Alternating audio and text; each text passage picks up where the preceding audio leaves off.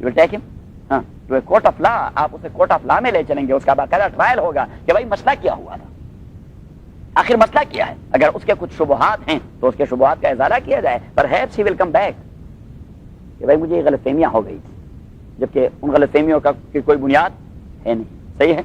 اب دیکھیے یہاں وَلَا يَزَالُونَ, اور ہمیشہ ہوں گے, يُقَاتِلُونَكُمْ, قتال کریں گے آپ لوگوں سے, لڑیں گے آپ سے, حتیٰ تا آ کے يَرُدُّوكُمْ, واپس نکال دے آپ کو, عن دینکم, آپ کے دین سے, نستطاعوا, اگر ان کا بس چلے, وَمَن يَرْتَدِدْ مِنْكُمْ عَن دِینِهِ, اور وہ جو مرتد ہو جائے گا, منکم, آپ لوگوں میں سے, عن دینِهِ, اس کے دین سے, فیمت, اور مر گیا اس حالت میں کہ کافر تھا, فاولئک, یہی لوگ, حبطت, باطل ہو گئے, اعمالهم, ان کے صالح اعمال, فی الدنیا والآخرہ, دنیا اور آخرت دونوں میں, واولئک اصحاب النار, یہی لوگ دوزخی ہیں, ہم فیہا خالدون, یہ لوگ ہوں گے وہاں دوزخ میں ہمیشہ, ہم فیہا خالدون, یہ لوگ ہوں گے وہاں دوزخ میں ہمیشہ. اب یہاں پہ دو چیزیں ہیں, ایک تو مسئلہ ہے فقہیہ, کہ خدا نخواستہ ایک مسلمان مرتد ہو گیا, اس نے دین چھوڑ دیا. فار ایگزامپل ظہر کا وقت داخل ہوتا ہے 1 بجے, ظہر کا وقت داخل ہوتا ہے 1 بجے, وقت داخل ہونے کے بعد ایک مسلمان نے نماز پڑھی, مسلمان نماز پڑھی 100 بجے, 1:30 بجے خدا نخواستہ وہ مرتد ہو گیا, 1:30 بجے وہ مرتد ہو گیا, 2 بجے پھر واپس مسلمان ہو گیا. Now what will be the case of صلاۃ الظہر, جبکہ صلاۃ الظہر کا ٹائم ابھی باقی ہے, جبکہ صلاۃ الظہر کا ٹائم ابھی باقی ہے. What he will do now? There are 2 points of view. There are 2 points of view. One of the جمہور, جمہور mean امام شافعی, احمد ابن حنبل, امام مالک, امام ابن حزم, امام داؤد ظاہری, all the ائمہ they are on one side while Abu Hanifa on the other one. وہ کہتے ہیں کہ وہ ان ٹائم اگر واپس آ گیا تو بس ظہر اس کی ٹھیک ہے, وہ ہو چکی ہے ظہر. امام ابو حنیفہ رحمۃ اللہ علیہ فرماتے ہیں کہ اس آیت کے ساتھ کیا کریں گے, جو اللہ کریم نے فرمایا وَمَن يَرْتَدِدْ, جو مر گیا, جو مرتد ہو گیا, فیمت, اور مر گیا اور کافر تھا, فَأُولَٰئِکَ حَبِطَتْ, ان کے اعمال حبط ہو گئے. تو وہ کہتے ہیں کہ ہاں, وہ 3 ائمہ کہتے ہیں یا 5-6 ائمہ یا سارے جمہور, وہ کہتے ہیں کہ ہاں اگر حالت ارتداد میں وہ مر گیا تو پھر اس کے اعمال ختم ہو چکے ہیں. امام ابو حنیفہ رحمۃ اللہ علیہ فرماتے ہیں no, you must recognise this verse and this very آیا. یہاں پہ 2 ایکٹس ہیں اور 2 جزا ذکر ہیں, یہاں پہ 2 عمل ہیں اور 2 اس کے بدلے ہیں. ایک نیچے دیکھیں, من یرتدد, یہ ایکٹ ہے, یہ کیا ہے, ایکٹ ہے, ایک عمل ہے. دوسرا ہے فیمت, موت ایک دوسرا عمل ہے, موت ایک دوسرا, یہ 2 اعمال ہیں. فاولئک حبطت اعمالهم, حبطت یہ ایک جزا ہے, فاولئک اصحاب النار هم فیہا خالدون, وہ دوزخی ہمیشہ ہوگا, یہ دوسری جزا ہے. تو امام ابو حنیفہ رحمۃ اللہ علیہ فرماتے ہیں کہ پہلی جزا یہ پہلے ایکٹ کا اور دوسری جزا یہ دوسرے ایکٹ کا ہے. وَمَن يَرْتَدِدْ, جو مرتد ہو گیا, فَأُولَٰئِکَ حَبِطَتْ أَعْمَالُهُمْ فِي الدُّنْيَا وَالْآخِرَةِ, اس کے اعمال ارتداد کے ساتھ ہی ختم ہو گئے. صحیح, اگر ارتداد کے ساتھ وہ مر گیا, فَأُولَٰئِکَ أَصْحَابُ النَّارِ, پھر وہ ہمیشہ کے لیے دوزخی ہوگا. امام ابو حنیفہ رحمۃ اللہ علیہ اسکروٹنائز جب کرتا ہے تو کمال کرتا ہے. اس آدمی کو اللہ تعالیٰ نے زبردست فہم و بصیرت دی. صحیح. تو اب اگر ایک آدمی مسلمان اس نے اپنا فریضہ حج ادا کیا تھا, تو عمر بھر میں تو ایک بار حج فرض ہے, لیکن خدا نخواستہ وہ مرتد ہو گیا اور بعد میں پھر مسلمان بن گیا اور صاحب نصاب بھی ہو گیا, تو اکارڈنگ ٹو جمہور he is not bound to perform another hajj, while according to Abu Hanifa he must go to بیت اللہ, کیونکہ اگلے والے کا تو اس نے بیڑا غرق کر دیا ہے. There are 2 acts because this is a legal thing, a legal explanation by امام ابو حنیفہ رحمۃ اللہ علیہ, کیونکہ انہوں نے تو کمبائن دونوں اعمال کو لے لیا. انہوں نے جمہور نے کمبائن دونوں اعمال, یہ ٹرم آپ یاد کریں کہ جب ایک امام ایک طرف ہوتا ہے اور باقی امام تمام دوسری طرف, تو ان کو جمہور کہا جاتا ہے. کبھی ایسا ہوتا ہے کہ شافعی ایک طرف ہوتا ہے, باقی امام اس طرف ہوتے ہیں, تو ان کو ہم جمہور کہتے ہیں کہ جمہور کا یہ مذہب انکلوڈنگ ابو حنیفہ, جبکہ شافعی کا یہ مسئلہ ہے رحمہ اللہ. کبھی احمد بن حنبل ایک طرف پہ چلے جاتے ہیں, کبھی کوئی دوسرا امام چلا جاتا ہے. صحیح. تو ایک امام جب مقابلے میں ہو باقی دوسری طرف ہو, تو ہم کو سے کہتے ہیں جمہور, کہ میجارٹی آف دا ائمہ they are of the view. یہ جمہوریت سے ہے, اصل میں جمہوریت سے نہیں. جمہوریت جو ہے یہ اس کا to some extent, yes, to some extent. تو اب یہ دیکھیے کہ 2 فعل ہیں یہاں اور 2 جزا ہیں. 2 فعل, ایک, اب نیچے دیکھیں مجھے بتائیں, پہلا فعل اور پہلا عمل یرتدد, اور دوسرا عمل نہ یمت, فیمت, فیمت, یہ دوسرا عمل. اب 2 عمل ذکر ہیں اور اس کے 2 جزا ہیں. فاولئک حبطت اعمالهم فی الدنیا والآخرہ، اعمال باطل ہو گئے، یہ ایک جزا ہے. واولئک اصحاب النار هم فیہا خالدون، دوزخ میں ہمیشہ کے لیے رہنا، یہ دوسری جزا ہے. پہلی جزا پہلے عمل کا اور دوسری جزا وہ دوسرے عمل کا. ارتداد ہو گیا، اعمال حبط ہو گئے، ختم ہو گئے. ارتداد کے ساتھ موت بھی آ گیا، کافر مر گیا، عبدالآباد کے لیے جہنمی بن گیا. ذہن میں آئی بات؟ آ گئی نیچے. پھر مرتد ہے، مرتد ہے. but that is up to the state, that is up to the state. وَمَن يَرْتَدِدْ مِنْكُمْ عَنْ دِينِهِ، کیونکہ اسٹیٹ اگر کسی کے متعلق فیصلہ بھی کر دے تو پھر بھی انڈیویجول کا حق نہیں ہے کہ وہ اسے مار دے. No, state will have its own process in this regard. If he will do that, so there is some doubt. امام ابو حنیفہ is of the view that, for example, ایک شرعی قاضی نے کسی کے متعلق فیصلہ دے دیا، یعنی فار ایگزامپل اس نے قتل کر دیا تھا اور شرعی قاضی نے فیصلہ دے دیا کہ اس قاتل کو قصاص کیا جائے. Now who will perform the qisas? The court and the qazi and the people who have been assigned that duty. وہ کرے گا. لیکن اگر کسی آدمی نے جذباتی، ہم تو ایموشنل ہو جاتے ہیں نا، جذباتی بن کر اس آدمی کو مار دیا، تو امام ابو حنیفہ رحمۃ اللہ علیہ فرماتے ہیں کہ چونکہ شبہ ہے، کیونکہ وہ آدمی مباح الدم ہو گیا تھا قاضی کے فیصلے کی وجہ سے، اس کا دم اور قتل کرنا مباح ہو گیا تھا. گو کہ مباح تھا کس کے لیے؟ اسٹیٹ کے لیے، ریاست کے لیے اور ان کے اسائنڈ لوگوں کے لیے. لیکن یہ آدمی ایموشنل ہو گیا تو اب وہ چھوٹا سا ڈاؤٹ پیدا ہو گیا ہے کہ آدمی مباح الدم ہے، تو امام ابو حنیفہ فرماتے ہیں کہ کیپٹل پنشمنٹ آپ اسے نہیں دے سکتے، اس قاتل کو اسے دوسرا پنشمنٹ دیں گے. He will be in prison for 25 years, for example. صحیح. یہ دیکھیے یہ جو شریعہ ہے، ہر ایک آدمی، بس مجھے تو اس لیے غصہ آ جاتا ہے کہ ہر ایک آدمی مفتی بن جاتا ہے. یہ اتنا ٹیکنیکل چیز ہے. چلے آپ جائے پاکستان کی اور میں تو کہتا ہوں کہ برطانیہ کی بیرسٹر ایٹ لا کی ڈگری بھی آپ اٹھا کے یہاں امریکی کورٹ پہ تو جائیں، آپ کو بات کرنے کا موقع دے گا. بس کہہ دے کہ میں نے LLB کیا ہے، LLM کیا ہے، فلاں کیا ہے، بیرسٹری کی ڈگری کی ہے، فلاں کیا فلاں، میں نے یہ سب کر دیا ہے، تو اب میں نہیں جاتا ان کے کورٹ میں، نہیں جا سکتا کے میں ان کے کالج میں جا کر ان کی ڈگری حصول حاصل کروں، بعد میں جاؤں گا. جبکہ ایک آدمی کے پاس سمپل کاغذ بھی نہیں، وہ کہتے ہیں میں مفتی ہوں. اس لیے کہ خدا خوف ہی نہیں ہے، اللہ کا خوف. آج میں ایک جگہ لکھ رہا تھا کہ خلفائے راشدین کے زمانے میں انہوں نے جو شورا اپنے لیے سلیکٹ کیا تھا میجر صحابہ کی رضوان اللہ علیہ مجمعین، only they had the right to decide a matter and to give their ruling. صحیح. دیگر صحابہ، حالانکہ تمام صحابہ بہت بڑے علماء تھے، بہت بڑے علماء تھے، لیکن ان کے پاس آ جاتے. ابن مسعود رضی اللہ تعالیٰ for example, he was not a member of Majlis Shura, though he was a great one. He is Sayyid al-Fuqaha. Later on he was nominated by Abu Bakr رضی اللہ تعالیٰ to his Majlis Shura. لیکن اس کے پاس آدمی آئے تو اس نے کہا کہ میں اپنی پرسنل اوپینین دے رہا ہوں، اپنی پرسنل اوپینین دے رہا ہوں. ان کان صحیحا فمن اللہ، اگر یہ صحیح ہوئی میری رائے تو یہ اللہ کی مہربانی، وان کان خطأ فمنی ومن الشیطان، اگر میں اس میں غلط ہو گیا تو یہ میری لغزش ہے اور شیطان نے مجھے بہلا پھسلا دیا. یہ کیوں؟ اتنا بڑا آدمی کیوں کہہ رہا ہے؟ اس لیے کہ اللہ کا ڈر تھا اس کے قلب و دماغ میں کہ مجھ سے اللہ پوچھا کرے گا. kind of ruling you have been given, you have given.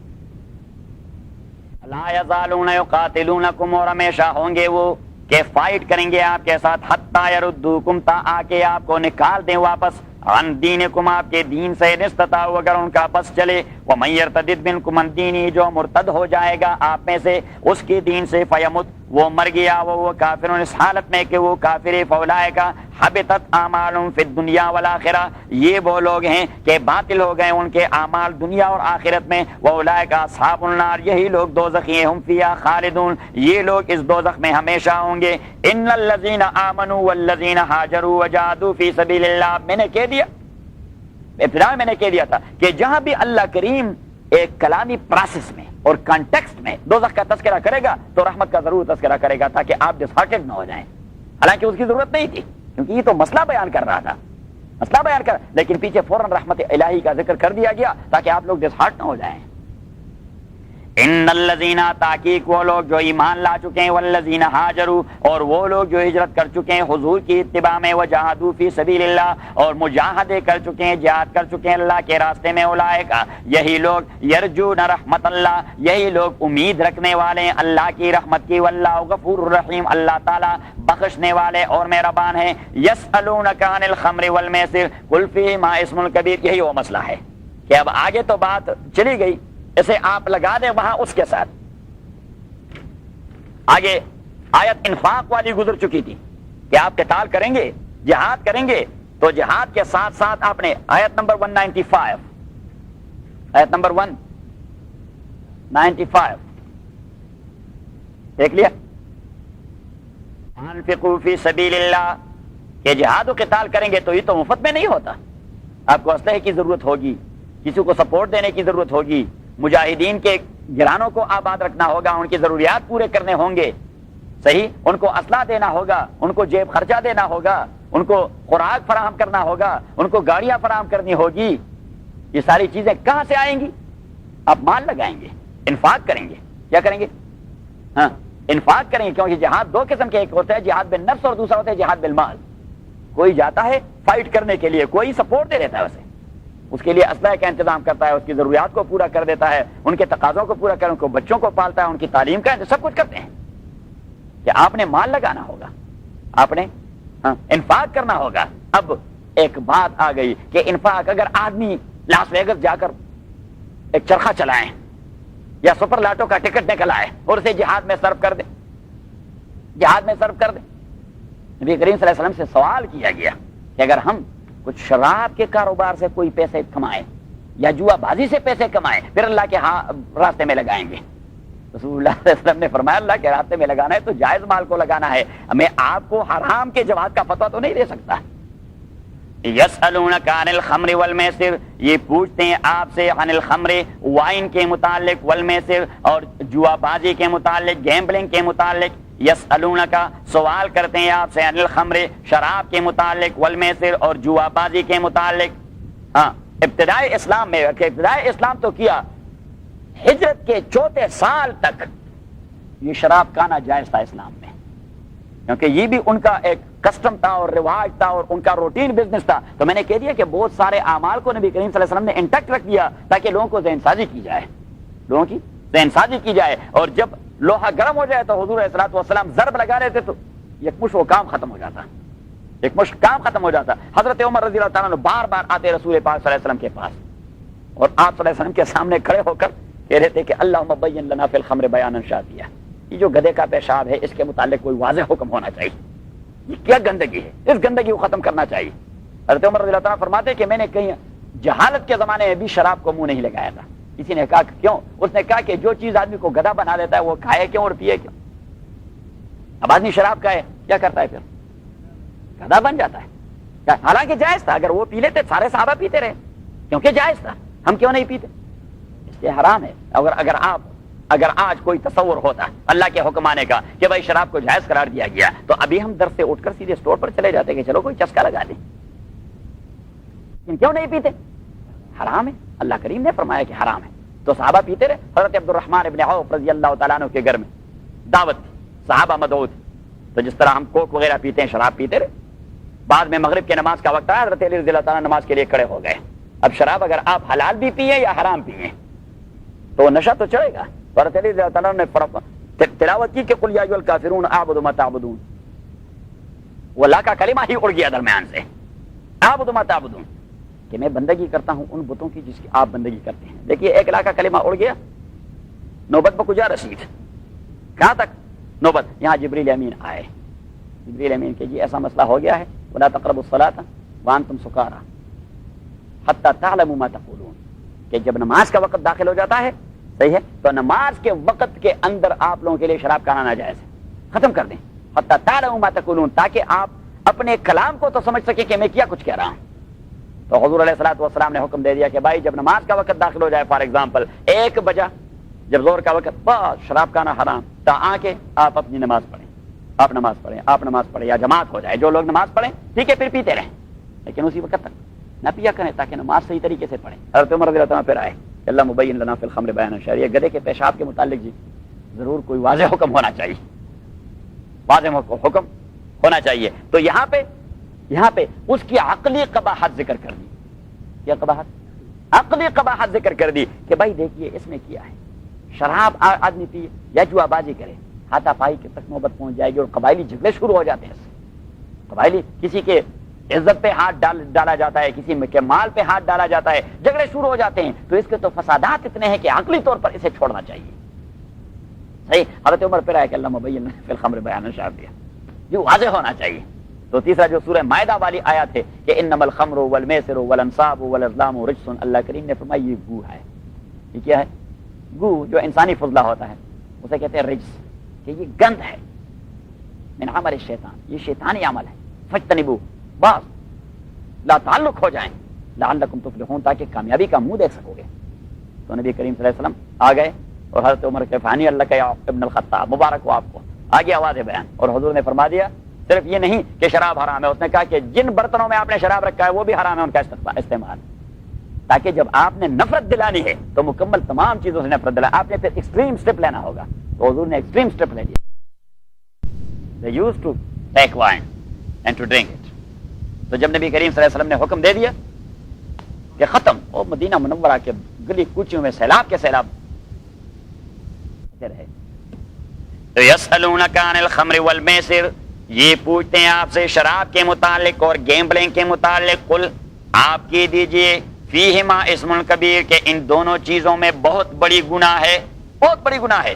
ومنافع للناس، کچھ تھوڑے بہت نفع بھی ہیں لوگوں کے لیے، کیونکہ وائن جب آدمی پی جاتا ہے کچھ انٹرٹینمنٹ ہو جاتی ہے، کچھ آتی تازگی بھی آ جاتی ہے اس سے. تو اللہ کریم وہ منافع، کچھ تھوڑے بہت نفع بھی ہیں لوگوں کے لیے. اور اللہ کریم نے فرمایا کہ گیمبلنگ میں گناہ بہت بڑی ہے. وہ منافع للناس، اگر پارٹ لگ نکل، کیا کہتے ہیں، جیک پارٹ، اگر جیک پارٹ نکل جائے تو کچھ منفعتیں بھی ہیں. لیکن اللہ کریم نے فرمایا کہ وہ اسمہما اکبر من نفعہما، اس کے شرعی گناہ اور اس کے فسادات اکبر من نفعہما، وہ بہت زیادہ ہے اس کے نفع سے، اس کے ان دونوں چیزوں کے نفع سے اس کے ڈس ایڈوانٹیجز بہت زیادہ ہیں.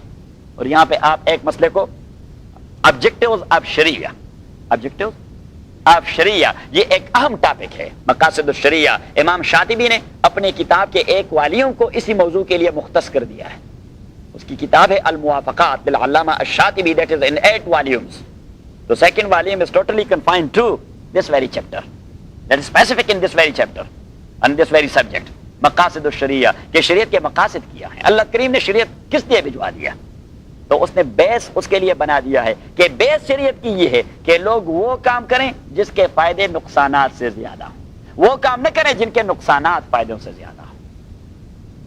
صحیح. اور اس پر دلیل یہ آیت پیش کر دی ہے کہ شراب اور جوا بازی سے اللہ نے کیوں منع کری؟ اس لیے کہ اس کے ڈس ایڈوانٹیجز ایڈوانٹیجز سے زیادہ ہیں. نماز کا کیوں حکم دیا؟ اس لیے کہ اس کے ایڈوانٹیجز ڈس ایڈوانٹیجز سے زیادہ ہیں. صحیح ہے. یعنی فار ایگزامپل آپ کے لیے یہ ڈس ایڈوانٹیج ہوگا کہ بھائی آپ کا باس آپ کو نماز پڑھنے کے لیے نہیں چھوڑتا، تو آپ کی جاب چلی جائے گی، یہ ہے اس کا ڈس ایڈوانٹیج. لیکن اللہ کریم نے فرمایا کہ جو نماز کے فائدے مسلمان کے لیے وہ جاب چلے جانے کے نقصان سے زیادہ ہے. بازے میں آ رہی ہے بس. تو اللہ نے حکم دیا ہے ہر اس چیز کے کرنے کا جس کے ایڈوانٹیجز ڈس ایڈوانٹیجز سے زیادہ ہیں، منع کر دیا ہے ہر اس چیز سے جس کے نقصانات اس کے فائدوں سے زیادہ ہیں. اور یہاں پہ اس سے وہ پک کر لیا. اور پھر جب اس نے یہ تمہید باندھی ہے تو پیچھے کہہ دیا کہ the first objective of sharia is to remove the difficulties. مشکلات میں آپ لوگوں کو پنسانا نہیں. یرید اللہ بکم اليسر ولا یرید بکم العسر. اللہ کریم فرماتے ہیں کہ میں جو حکم دے دیتا ہوں وہ آپ کی آسانی پر مبنی ہے، آپ کی سختی اور تنگی پر اور مشقت پر مبنی نہیں ہے. لا یکلف اللہ نفسا الا وسعها.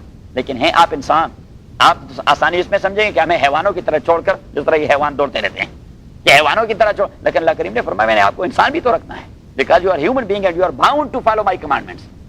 Otherwise you will never be considered as a human being. کیا ہیومن بینگ ہوں گے یہ جو دوڑتے رہتے ہیں؟ تو ریموو دا ڈیفیکلٹیز. اینڈ دوسری چیز ٹو ایز یور ڈیوٹیز اور ٹو کیپ اٹ لمیٹڈ، کہ اس کو محدود رکھیں. تو اللہ کریم نے کتنا محدود رکھ دیا؟ 24 گھنٹے ہیں، 5 نمازوں پہ زیادہ سے زیادہ 1 گھنٹہ بھی نہیں لگتا. تو 23 گھنٹے آپ کو دے دیے اور 1 گھنٹہ کہہ دیا. 12 مہینے ہیں تو کہہ دیا کہ 1 مہینہ آپ روزے رکھیں اور 11 مہینے کھاتے رہیں، 11 مہینے کھاتے رہیں. بہت ساری دولت دے دی ہے تو اللہ کریم نے کہہ دیا کہ ایک بار حج کریں، باقی اگر آپ نہ جانا چاہیں تو ٹھیک ہے نہ جائیں، اگر اپنے لیے مزید ریوارڈ حاصل کرنا چاہتے ہیں تو دیٹس سم تھنگ ایلس. صحیح ہے. تو دوسری چیز وہ یہی ہے کہ آپ کو آسانی ہو اور جو ابلیگیشن ہے، جو ڈیوٹیز ہیں وہ لمیٹڈ ہوں. اور تیسری چیز یونیورسل جسٹس، عالمی انصاف، یونیورسل جسٹس، کہ جو نظام اللہ دے دیتا ہے وہ انسانوں کو تو کیا، حیوانوں کو بھی عدل فراہم کرتا ہے، انہیں کو بھی جسٹس اور امن فراہم کرتا ہے. کیونکہ جہاں عدل ہوگا وہاں امن ہوگا. عدل چلا جائے گا امن کا تصور ہی نہیں ہو سکتا. یہاں پہ عدل نہیں ہے، ظلم ہے. ظلم کبھی امن کی ماں نہیں بن سکتی. امن کی ماں بنے گی ہمیشہ عدل. جہاں عدل ہوگا امن ہوگا. حضرت عمر رضی اللہ عنہ کے دور میں امن کیوں تھا؟ اس لیے کہ عدل ضرب المثل تھا. حضور علیہ السلام نے حضرت عدی بن حاتم رضی اللہ تعالیٰ عنہ سے کہہ دیا کہ عدی، جب اسلام کا غلبہ ہوگا تو آپ دیکھو گے کہ بصرہ سے ایک عورت تن تنہا بیت اللہ کی طرف آتی رہے گی، کوئی ترچی نگاہ سے دیکھنے والا نہیں ہوگا. اور کہہ دیا کہ عدی، جب اسلام کا غلبہ ہوگا تو آپ دیکھیں گے کہ کسرا کے گورنر ہرمزان کے خزانے یہ مسلمانوں کے قدموں کے نیچے رہیں گے. اور کہہ دیا کہ عدی، جب اسلام کا دور ہوگا اور بول بالا ہوگا تو آپ دیکھیں گے کہ بڑے مجلس میں ایک آدمی روپیوں کا بڑا تیلا زکوٰۃ کی منی وہ اٹھا دے گا کہ کوئی حیث کا مستحق، کوئی لینے والا ہوگا نہیں کہ ہماری ضروریات پورے ہیں. حضرت عدی فرماتے ہیں کہ دو مسئلے تو میں نے دیکھ لیے. حضرت عمر کے دور میں واقعی تنہا عورت آتی، کوئی اس طرح آنکھ نہ اٹھا سکتا تھا. امن کیوں تھا؟ عدل کی وجہ سے. اور حضرت عثمان کے دور میں جب ہرمزان کے خزانے آپ کے سامنے پڑے تھے، حضرت عثمان رضی اللہ تعالیٰ حقارت کے انداز سے اسے دیکھ رہے تھے کہ قل بفضل اللہ وبرحمتہ فبذلک فلیفرحوا هو خیر مما یجمعون. اللہ نے ہمیں ایمان اور قرآن سے نوازا ہے، یہ دولتیں اس کے مقابلے میں کیا چیز ہے. حالانکہ ہرمزان کا اپنا تاج بھی حضرت عثمان رضی اللہ تعالیٰ کے قدم کے سامنے پڑا تھا. اور پیچھے امام ابو داؤد نے روایت نقل کی ہے کہ عمر ابن عبدالعزیز کا دور وہ دور تھا کہ آدمی اٹھا کے زکوٰۃ کا تیلا بر کے لوگوں سے کہہ دیتا کہ زکوٰۃ کے پیسے ہیں. لوگ کہتے ہیں کہ ہماری ضروریات پورے ہیں، وہ رائٹ اوے بیت المال چلا جاتا اور انہیں دیتا. الحمدللہ رب العالمین والصلاۃ والسلام علی رسول اللہ. اس آیت کا تعلق ہے آیت نمبر 195 تعلقہ اللہ کے راستے میں جہاد میں آپ خرچ کیجئے، اپنے آپ کو خود ہلاکت میں نہ ڈالیے. اور کتنا کیجئے؟ وہ احسنوا. اب احسان ایک ایسی چیز ہے جس کا کوئی لمٹ ہے نہیں. وہ احسن ان اللہ يحب المحسنین، کہ آپ اس سلسلے میں جتنا احسان کر سکتے ہیں، جو کچھ بھی آپ کے پاس وہ دے دیں. اچھا، تو اب لوگوں کے ذہن میں بات آ گئی، اچھا جی تو جہاد کے لیے اور فائٹ کے لیے اور قتال کے لیے تو پیسے استعمال کرنے ہوں گے. تو اگر آدمی وائن کا کاروبار کرے اور یا گیمبل کا کاروبار کرے لاس ویگس میں، یا کوئی جیک پاٹ وغیرہ کر، اور پھر اسے اللہ کے راستے میں لگا دیں، اللہ کے راستے میں لگا دیں، تو اللہ کریم نے فرمایا کہ نہیں، حرام ہر جگہ حرام ہی ہوگا. فرمایا یسألونک عن الخمر والمیسر، یہ سوال کرتے ہیں آپ سے شراب اور جوئے کے متعلق. یسألونک، سوال کرتے ہیں آپ سے، عن الخمر، شراب کے متعلق، والمیسر، اور جوا بازی اور قمار بازی کے متعلق. قل فیہما اسم کبیر ومنافع للناس. اب میں نے کل کہہ دیا تھا کہ شراب کے حوالے سے یہ دوسری آیت ہے. شراب کے حوالے سے یہ پہلی والی آیت جو رات میں نے واقعہ بتا دیا تھا، عبد الرحمن ابن عوف رضی اللہ تعالیٰ کے گھر کے دعوت کی کہ حضرت علی بن ابی طالب رضی اللہ تعالیٰ نے امامت کرتے ہوئے قل یا الکافرون اعبد ما تعبدون پڑھ دیا. لیکن سارے لوگ حلال شراب پی چکے تھے. اب شراب حلال ہو یا حرام ہو، لیکن نشہ تو چڑھنا ہے. تو جبریل امین رائٹ اوے آئے کہ ولا تقربوا الصلاۃ وانتم سکارى حتى تعلموا ما تقولون، کہ جب نماز کا وقت داخل ہو جائے تو آپ لوگ شراب پینا چھوڑ دیں. جب تک آپ نماز نہ پڑھیں تو تبھی تک آپ شراب نہ پیا کریں، شراب نہ پیا کریں. اب حضرت عمر رضی اللہ تعالیٰ پھر بھی آئے کہ اللہ مبین لنا فی الخمر بیانا شافیا. اللہ کے نبی بات واضح نہیں ہوئی، اس گدھے کے پیشاب کا خاتمہ ہونا چاہیے. یہ کیا مصیبت. اور میں نے رات کہہ دیا تھا کہ حضرت عمر فرماتے ہیں کہ میں نے زمانے جاہلیت میں بھی کبھی اس بدبخت چیز کو منہ نہیں لگایا، کیونکہ جو چیز آدمی کو گدھا بنا دیتا ہے کیوں میں اسے منہ لگاؤں؟ کیا ضرورت ہے؟ میں اپنے عقل کو کیوں داؤ پر لگا دوں؟ مانے یا نہ مانے. تو اب یہ تو حکم ہے شرعی. تو دوسری آیت یہ آئی کہ وَيَسْأَلُونَكَ عَنِ الْخَمْرِ وَالْمَيْسِرِ، یہ سوال کرتے ہیں آپ سے شراب اور جوا بازی کے متعلق. اب میں نے رات کہہ دیا تھا کہ امام شاطبی رحمۃ اللہ علیہ نے کتاب لکھی ہے 8 جلدوں میں الموافقات کی دوسری جلد، اسی کا یعنی دوسرے جلد اسی کا جو موضوع اور سبجیکٹ میٹر ہے وہ ہے مقاصد الشریعہ، آبجیکٹیوز آف شریعہ، کہ شریعہ کے آبجیکٹیوز کیا ہیں. تو وہ فرماتے ہیں کہ شریعہ کے objectives they are 3 or 4 in number. 1, to remove difficulties, difficulties, and the second one to ease the human being and to provide them ease, کہ انہیں آسانی فراہم کر دیں. اور تیسری چیز سوشل ویلفیئر، زیادہ فائدے. اور چوتھی چیز یونیورسل جسٹس. چوتھی چیز یونیورسل جسٹس. اب جس چیز کا شریعت نے حکم کر دیا ہے وہ کیوں کیا، جس سے منع کیا ہے تو کیوں کیا. تو امام شاطبی رحمۃ اللہ علیہ نے اس آیت کو اپنی پوری کتاب کی والیوم کا بیس بنا دیا ہے کہ شریعت جس چیز کا حکم کر دیتا ہے اس لیے کہ اس کے فائدے نقصانات سے زیادہ ہیں، اور جس چیز سے منع کرتا ہے اس لیے کہ اس کے نقصانات فائدے سے زیادہ ہیں. اور اساس اس کی یہی آیت ہے کہ یہ شراب اور جوا بازی کے متعلق پوچھتے ہیں کیوں حرام کیا گیا. اگر آدمی اس میں پیسے بہت سارے کمائے اور جہاد میں خرچ کر دے، یا اس میں مسجد بنائے، یا کوئی بڑا مدرسہ بنا دے، فل ٹائم اسلام اسکول بنا دیں، بڑے فائدے کی بات ہوگی۔ تو اللہ کریم نے فرمایا کہ فیہما اسم کبیر، یہ بہت بڑی گناہ ہے، وہ منافع للناس، ہاں تھوڑے بہت ظاہری نفع ہیں اس میں، لیکن وہ اسمہما اکبر من نفعہما، لیکن اس کی شرعی گناہ اس کے دنیائی منافع سے بہت زیادہ ہے۔ بات ذہن میں آ گئی؟ وَيَسْأَلُونَكَ عَنِ الْخَمْرِ وَالْمَيْسِرِ، یہ پوچھتے ہیں آپ سے شراب اور جوئے کے متعلق، آپ کہہ دیجئے ان دونوں میں اسم کبیر، بہت بڑی گناہ ہے، وَمَنَافِعُ لِلنَّاسِ، اور کچھ تھوڑے بہت فائدے ہیں انسانوں کے لیے، وَإِسْمُهُمَا، لیکن اس کا گناہ اکبر من نفعہما، بہت بڑا ہے بنسبت اس کے نفع کے۔ اچھا تو اب رائٹ اوے دوسری، اچھا تو یہ بھی آپ اجازت نہیں دیتے تو انفاق کریں تو کیا کچھ خرچ کریں؟ رائٹ اوے وہ سوال پیدا ہو گیا۔ وَيَسْأَلُونَكَ مَاذَا يُنْفِقُونَ، پہ یہ آپ سے پوچھتے ہیں کہ ہم کیا کچھ خرچ کریں، نہ آپ وائن کے کاروبار کی اجازت دیتے ہیں اور نہ لاس ویگس جانے دیتے ہیں۔ تو ہم خرچ کریں گے اور کہتے ہیں کہ مسجد بھی بنانی ہے اور غریبوں کو بھی دینا ہے اور سوشل ویلفیئر کے کام بھی کرنے اور فل ٹائم اسلامک اسکول بھی بنانا ہے اور پتہ نہیں پاکستان کو بھی سپورٹ دینا ہے اور افغانستان کے طالبان کو بھی سپورٹ دینا ہے اور فلسطینیوں کو کچھ بھجوانا ہے اور کشمیر کے لیے بھجوانا ہے، اور کہتے ہیں کہ یہ وائن کا کاروبار بھی حرام اور لاس ویگس جانا بھی حرام اور جیک پاٹ سپر لاٹو وہ بھی حرام، تو ہم کیا خرچ کریں؟ وَيَسْأَلُونَكَ، بالکل یہ قرآن کریم اس لیے ابدی اور ایور لاسٹنگ اور پرپیچول معجزہ ہے اور پرپیچول کلام ہے کہ ہر وقت یہ ایسا منطبق ہوتا ہے جیسے کہ اسی وقت یہ مسئلہ ہو رہا ہے۔ وَيَسْأَلُونَكَ مَاذَا يُنْفِقُونَ، یہ پوچھتے ہیں آپ سے کہ کیا کچھ خرچ کریں، تو بس سیدھی سادی بات، قُلِ الْعَفْوَ، آپ کی ضرورت ہے جو چیز آپ کے پاس زائد ہے وہ خرچ کریں، بس مسئلہ ہی ختم۔ اللہ کریم نے فرمایا میں نے تھوڑے آپ کو ڈیجٹس اور فگر بتانے ہیں کہ آپ نے اتنا دینا ہے اور آپ نے اتنا دینا اور آپ نے، ہر آدمی اپنی ضروریات کو جانتا ہے اور ضرورت سے زیادہ چیز کو بھی جانتا ہے، تو فرمایا قُلِ الْعَفْوَ۔ اور یہی وہ آیت تھی کہ اسٹالن کے دور میں جب لینن بیمار تھے اور وہ دماغی طور پر کچھ معروف ہو گئے تھے، اور حضرت امام انقلاب مولانا عبید اللہ سندھی رحمۃ اللہ علیہ وہ جب جلاوطنی کی زندگی گزار رہے تھے، 7 سال کابل میں رہے، 1 سال وہاں رہے رشیا میں، 1 سال رشیا میں رہے، پھر ترکیہ گئے، ترکیہ سے جرمنی گئے، جرمنی سے واپس بیت اللہ، اور 12 سال وہاں بیت اللہ میں درس تفسیر ہی دیتے رہے، اور وہاں علامہ موسیٰ جار اللہ جو اس کے ساتھ ترک سے آیا تھا، اسی نے اس کی تفسیر کو جمع کر دیا، تفسیر کو الہام الرحمن، بڑی اچھی تفسیر ہے لیکن انتہائی مغلق اور فلسفیانہ تفسیر ہے، کیونکہ یہ سکھ کا بیٹا مولانا سندھی، اور ہاں یہ مولانا سندھی رحمۃ اللہ علیہ یہ سکھ کا بیٹا تھا اور خود سکھ مسلمان ہو گیا تھا، 5ویں جماعت میں تھا کہ جب مسلمان ہو گیا تھا، اور جب مسلمانوں کو یہ سیاسی فکر دے رہا تھا، قرآنی سیاسی فکر، تو کبھی غصہ ہو جاتے۔ یہ ڈاکٹر ذاکر حسین جو تھے یہ اس کے خاص پالے ہوئے شاگرد تھے، ڈاکٹر ذاکر حسین انڈیا کے جو پریزیڈنٹ رہے تھے یہ اس کے خاص شاگرد تھے، تو اور جامعہ ملیہ جو دہلی کی ہے ڈاکٹر ذاکر حسین کی زیر اس کی بنیاد مولانا سندھی نے رکھی ہے رحمہ اللہ، تو مولانا سندھی رحمۃ اللہ علیہ وہ اس طرح اپنے اس کو غصہ بہت زیادہ آتا تھا، تو اس طرح اپنے بالوں کو پکڑ کر اس طرح پھینک دیتا کہ بھائی سکھ کا بیٹا آپ کو سمجھا رہا ہے، سکھ کا بیٹا، ذرا خدا کا خوف کرو۔ اور غصہ اس میں اتنا تھا، ایک بار کسی نے پوچھا کہ مولانا آپ کا نام کیا ہے؟ اس نے کہا عبید اللہ۔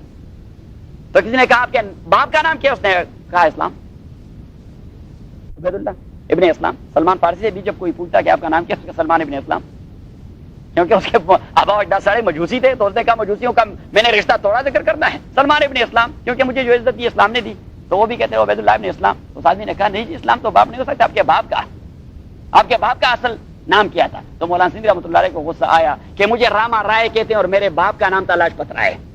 اچھا کچھ مزید پوچھتے ہیں، کیونکہ انسان بھی تو عجیب ہوتا ہے۔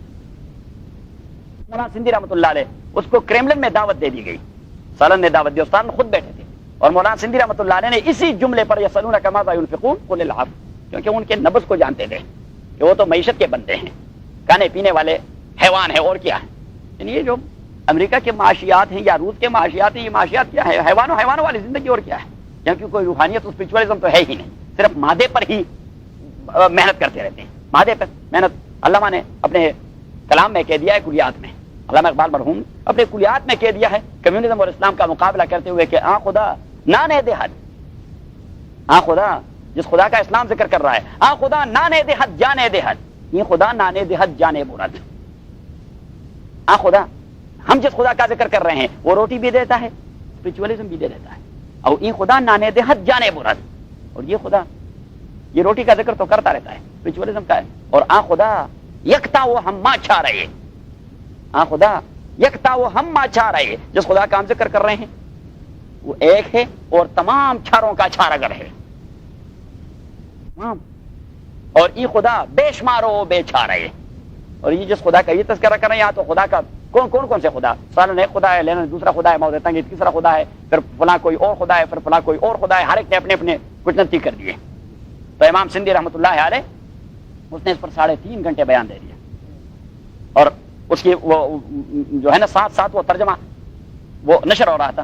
تو اسٹالن نے اٹھ کے مولانا سندھی کی پیشانی کو بوسہ دیا کہ مولانا جس دکھ درد کا مداوا ہم کارل مارکس کے فکر میں ڈھونڈ رہے ہیں، آپ نے جو باتیں کی یہ تو اس سے بدرجہ آگے ہیں، لیکن ہم اپنے نظام میں اتنے آگے جا چکے ہیں کہ واپس نہیں آ سکتے. تو مولانا سندھی رحمۃ اللہ جو جلاوطنی سے 1939 میں واپس چلے گئے